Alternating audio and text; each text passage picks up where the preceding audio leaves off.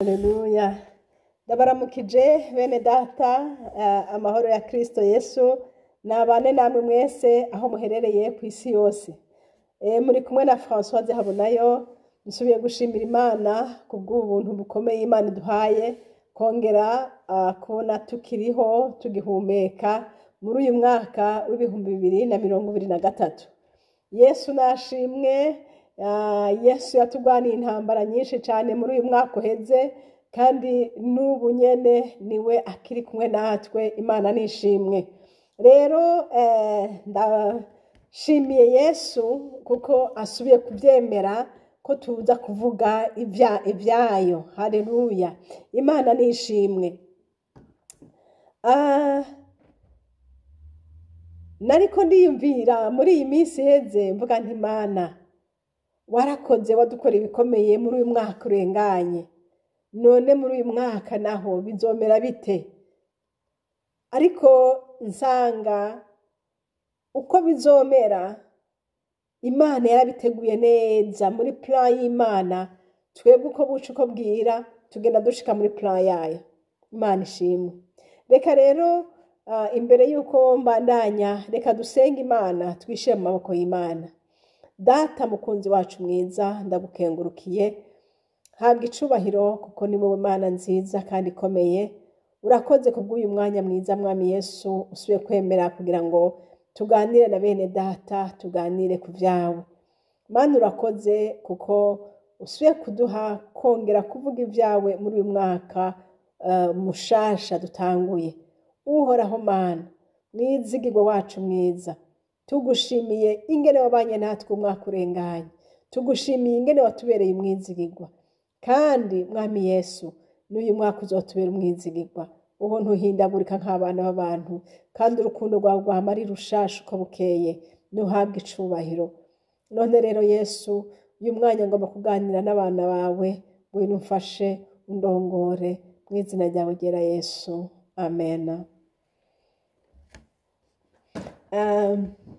Nk'uko rero umuntu wese iyo agomba gutangura igikorwa gishasha, aba yicaye akavuga, agategura ati nzogenza gutya, nzogenza gutya, nzogenza gutya. Na wewe nshuti yanje, sindabikekeranya yuko mu mutima wawe hariho ibyo wagabiye kuzoshikako muri uyu mwaka mushasha dutanguye. Imigabo y'umwana w'umuntu iba myinshi cyane, ariko ibyo Imana ishaka nibyo bishika. Mwanyumvise? Imigabo y'umwana w'umuntu iba myinshi, akifuza ati jewe nzoshika kuri ibi, nzoshika kuri ibi, nzoshika kuri ibi. Mbere wanashaka akerekana n'uburyo bwose bw'uko azohashika, ariko ibyo Imana ishaka, ibiri muri plan y'Imana nibyo bishitswa. Imana ishimwe. Muri uyu mwaka rero dutanguye, nshuti yanje, ibyo byose ugabije kuzoshikako, ibyo byose wasabye Imana ngo izogushoboze, ndabikwifurije ngo Imana nayo mwijuru izobiguhe. Imana yo mwijuru izobiguhe kugira ngo nawe ushishikare kuyisenga, kugira ngo nawe ushishikare kubona ko iri hafi yawe, ushishikare kubona ko nta handi woshira ibyizigiro atari muri Kristo Yesu. Haleluya. Imana ishimwe. Uyu munsi rero nje kuganira namwe ku kintu Imana yanyeretse uriya munsi le 31 itariki 31 z'ukwezi kwa12 tugira dutangura uyu mwaka. Hari hasigaye nk'amasaha makeya tugashikira umwaka mushasha. Uwo mwanya rero hari nko mu masaha 8 nari njyamye, saa 8 z'umurango nari njyamye. Hanyuma nari ndindiriye, hari ahantu twagira tuje mu munsi mukuru gusangira hamwe n'abandi. Twagenda amasaha 11. Rero urumva uwo mwanya nari njyamye, nari ndindiriye ko ayo masaha agera kugira ngo tugende aho hantu. Bene data, nagize iyerekwa mbona ndi mu idirisha ry'icumba canje ndaba hanze mbona hari imvura nyinshi cane nyinshi ikubita, mbona isenyagura ibiti, mbona isenyagura ibintu vyose, umuyaga mwinshi, ngira ubwoba bwinshi cane. Nari mbona yuko inzu turimwo nayo igira iguruke, igira isenyukire hasi. Ico nakoze navuze nti mwami Yesu, mwami Yesu, Yesu dufashe, Yesu dufashe, Yesu dufashe, ufate inkingi zizi nzu, ufate inkingi ntizisohoke, ntizisenyuke, ufate les murs z'inzu. Nti mwami Yesu ntabara, mwami Yesu, mwami Yesu. Mfise ubwoba nyene, nawe uca uvyumva uri kurataka, ubona nyene ibyago byaguteye. Hanyuma muri uyo mwanya ndasenga, mba hari mu nzozi, nza mbona rero ya mvura isa nkaho umenga irakeye. Hanyuma urumva ko narindi mu cumba ndabira mu idirisha, maze Imana icinyereka muri salon, sari iwacu, mbona hariyo agatara ka buji gacanye. Mu vy'ukuri nta mabuji dufise twebwe mu nzu yacu, kandi sinzi ivyo bintu ivyo ari vyo, ariko niko nabonye hari akatara ka buji. Uwo mwanya navuye muri izo nzozi numva menetse umutwe cane cane cane, cambwira uwo twari twegeranye nti nsengera, hanyuma wa mutwe ucurakira. Bene data, izo nzozi numvise umenga zoba ari ibintu bisanzwe, ariko byanteye kwibaza, ibi bintu Mana unyeretse n'ibiki?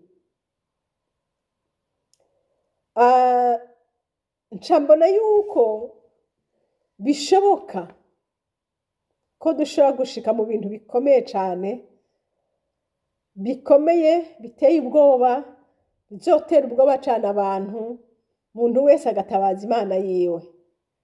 Umuntu wese agatabaza Imana yiwe, kubera yuko bigaragara ko atahandi ubutabazi buri.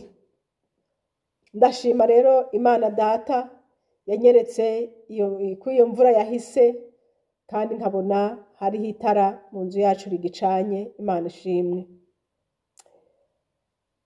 Bene data, sindiko ndabatera ubwoba, ariko nagomba ndababwire ngo mu vy'ukuri ibihe bikomeye bizoza, kandi siho bizoba bigitangura, n'ibindi vyaraje, ariko Imana yerekanye ko ishishikara kuduterura mu maboko yayo. Imana yarashishikaye kuduheka, haje ibintu vyinshi biteye ubwoba, ariko Data wa twese abamwegamitse ku mutima bose yarabatabaye. Imana nishimwe. N'ibindi naho bizoza bisujanya gute, Imana yacu ni yayindi, ntizoreka kudutabara. Ico bikoze, umuntu wese akwiye kugumya Imana yiwe, umuntu wese akaba hafi y'Imana yiwe, umuntu wese mbega ibintu vyose ubona ko vyokugirira ikimazi canke ushaka kwegamika ku mutima, enda birekere hasi, bireke, ushire umutima kuri Kristo Yesu. Niwe mutabazi, niwe afise inkomezi, niwe ashobora guhwamika imvura nk'iri hano nabonye. Iyo si imvura bumvura, ariko ni ingorane, ni ibintu biteye ubwoba bizoza, ariko Data uwo nyene niwe azobihwamika. Imana nishimwe. Hanyuma Imana yandongoreye gusoma mu gitabo c'ivyahishuriwe Yohana. Vyahishuriwe Yohana, hajya muhereye kuri kiriya gice ca mbere, murasoma muzobona ingene Yohana yeretswe, ngo yeretswe Yesu, yahishuriwe Yesu, ahishurirwa n'ibindi vyinshi cane mu gitabo c'ivyahishuriwe Yohana, ibindi bintu vyinshi cane bizoba mu gihe c'iherezo. Hariho n'ivyo yavuze, bimwe biza vyarashitse, ariko hariho n'ibindi bitarashika. Rero nariko ndasoma rero mpereye hajya ku gice ca mbere, nsanga Yohana yarashitse mu bihe bibi biteye ubwoba bimubabaje, ibihe bibi byo kwankwa, byo gutotezwa, byo kwirukanwa, byo kugirirwa nabi, gushikaho bamujana mu kizinga Patimo. Ikizinga ca Patimo hariya bari bagiye nk'abagiye kumuta, nk'aho umenga bamushize kure yabo bari kumwe, bamushize kure y'umuryango wiwe, bamushize kure y'ibindi byose yari yeza ko amaso, nimba ari ubutunzi bwiwe, nimba ari ibiki, byose babimushinguyemwo, bamushira ahantu yarasa nk'aho arindiriye gupfirayo. Inshuti zanje, nasomye amajambo, numva aya majambo ambereye mashasha cane. Yohana uyu musomye havuga ngo hari ku munsi w'Imana, ngo kandi ngo yari muri mpwemu. Haleluya!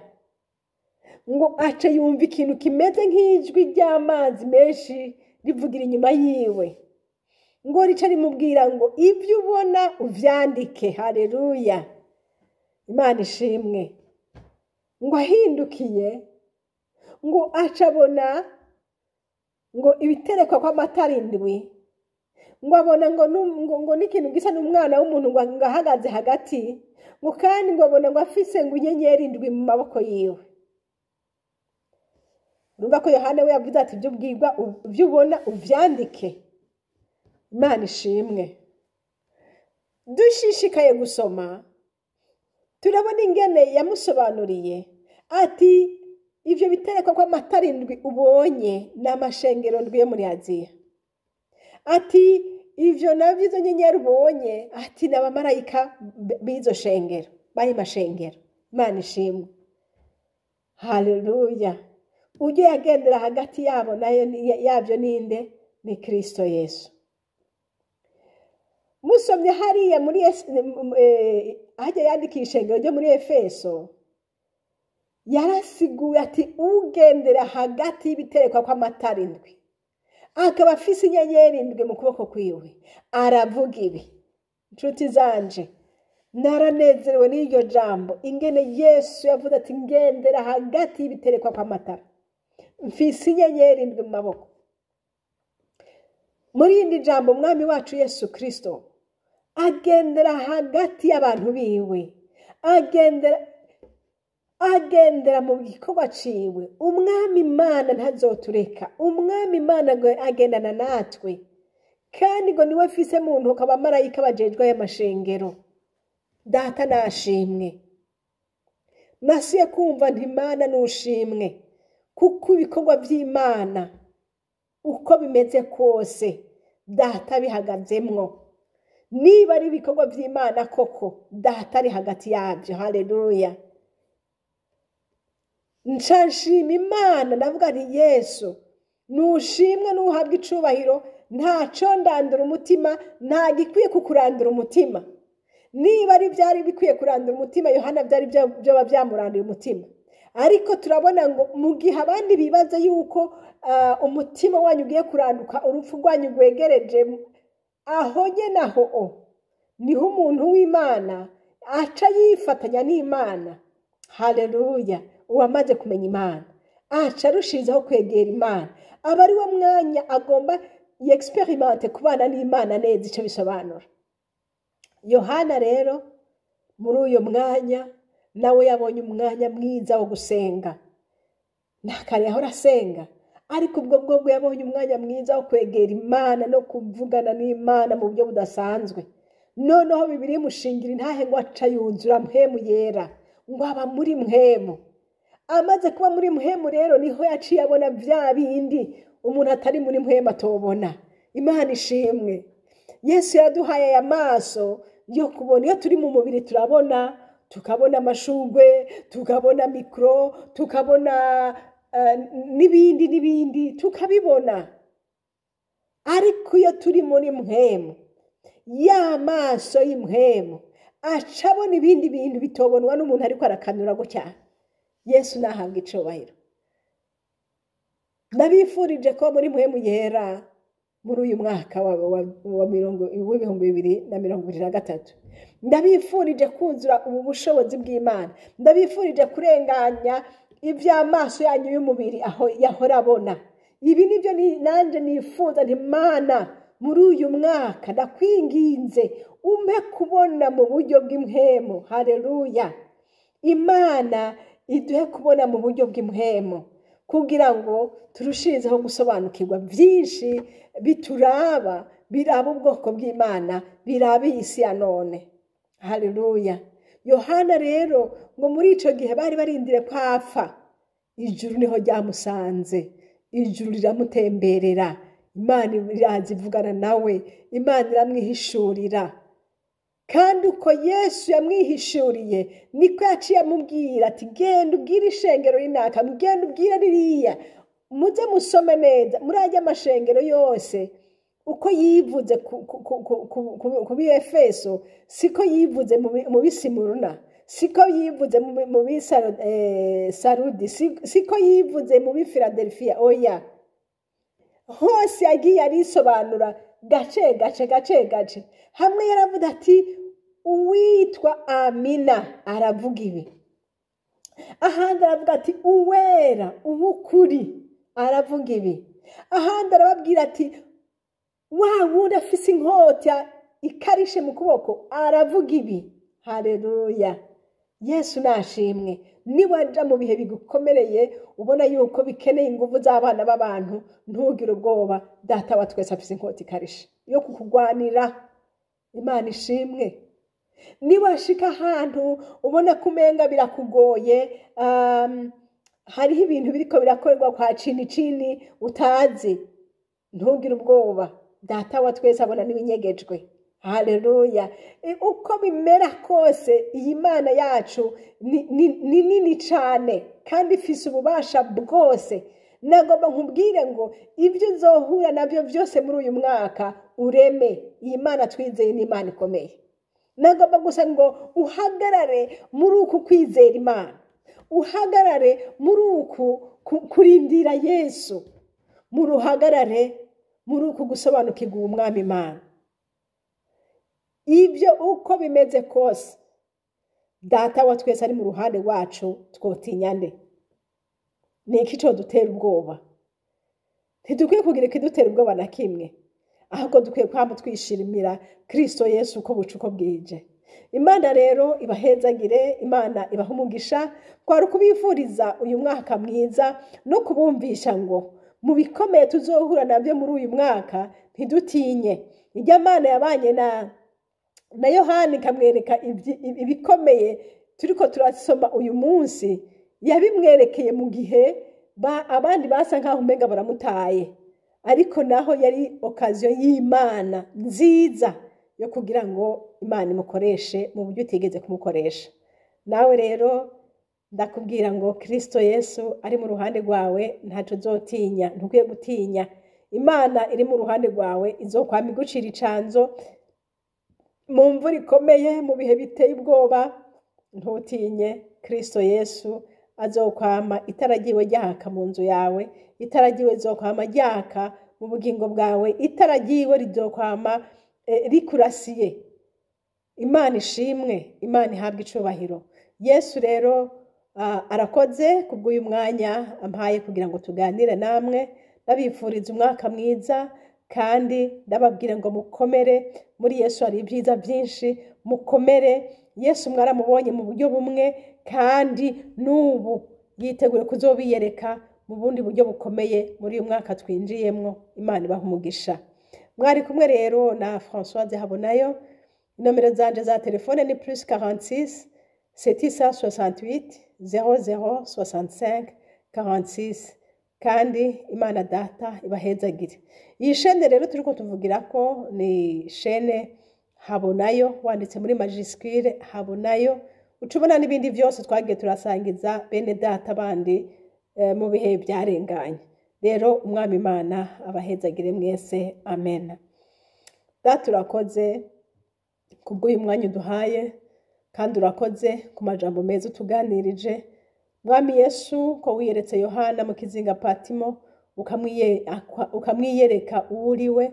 Ndagushima ko ariko uzokwiyereka natwe abiki gihe, kandi ndagushima Yesu ko wavuze ngo ugendera hagati y'ibiterekwa kw'amatara indwi, ugendera hagati y'abantu bawe, ugendera hagati mwami Yesu y'abakwihaye bose. Urakoze ko tutari twenyene ngo duhave tugira ubwoba.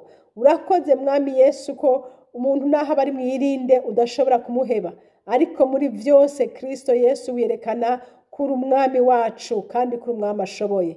Icubahiro nikikugaruke ko Mana. Hezagira bene data bose bankurikiye, ubaha umugisha, ubaneshereze, ubahezagire mu izina ryawe ryera Yesu. Amena. Amena.